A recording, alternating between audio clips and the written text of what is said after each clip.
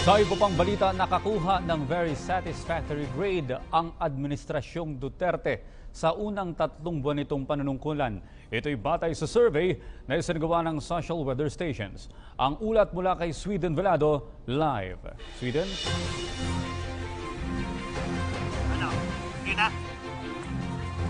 Audrey, very good o positive 66 ang net satisfaction rating na nakuha ng pamahalaang Duterte sa unang 3 buwan nito. Yan po ay base sa pinakahuling resulta ng Social Weather Stations o SWS survey.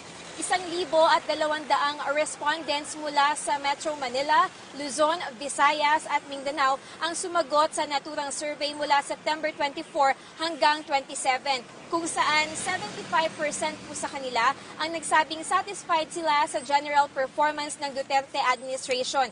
17% naman ang nagsabing undecided, habang 8% lang ang nagsabing hindi satisfied. Audrey, sinasabing ito na nga ang pinakamataas na net satisfaction rating na nakuha ng alinmang administrasyon. Sa kabila naman po ng mga kritisismo ng United Nations at European Union sa laban kontra iligal na droga ni Pangulong Duterte, ay excellent rating ang nakuha ng pamahalaan dito at very good naman sa pagtataguyod ng karapatang pantao. Mataas na marka rin ang nakuha ng pamahalaan sa pagsugpo sa korupsyon, paglaban sa terorismo at pagtatanggol sa ating teritoryo. Nagpasalamat naman po ang palasyo sa patuloy na pagtitiwala ng Pilipino sa administrasyon.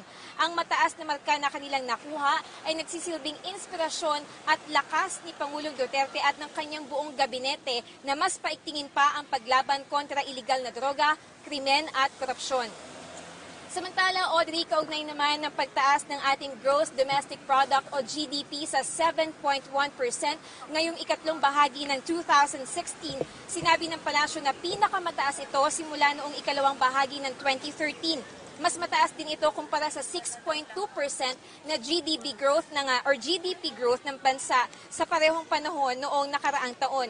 Ayon naman po kay Finance Secretary Carlos Dominguez, malaking bagay yung accelerated infrastructure spending ni Pangulong Duterte.